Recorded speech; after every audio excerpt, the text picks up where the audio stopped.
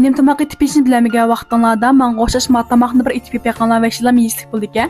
Unda bo'lsa buni qanday etdimki, ma film siratmay oxirigacha ko'ringlar. Oldi bilan kalgushi yoki qo'ygishni film ko'rsatganda qiyim qilib tayyorlab olamiz. Ondan tayyorlab olgan guruchning suyini yaxshi bir siqib olgandan keyin go'shtning ustiga qo'yib olamiz.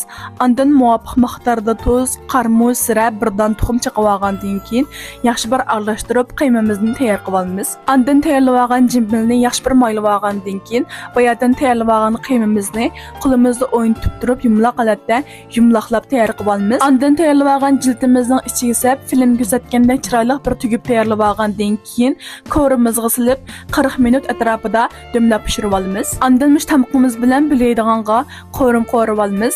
Ketalik saylarni film ko'rsatganda tayyorlab olgandan keyin tayyor qilib olgan saylarimizni to'g'rab tayyor qilib olamiz. Qizlarimiz cho'ng taqsiliq qo'rma, sovuq say, ichimlik, murabba, 60 xil tamoq tayyorlashimiz qatnashchisi borlar.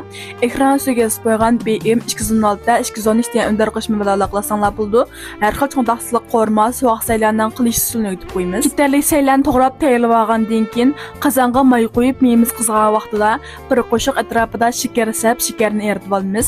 Shakar erib, seriq ko'pik chiqqan vaqtida tayyor qilib olgan go'shtni sap qo'rib olamiz. Go'shtni qo'rgan vaqtimizda go'shtning ta'midan tamli chiqish uchun muvofiq miqdorda janyo yarim qo'shiq atrofida tuz sap qo'rib olamiz.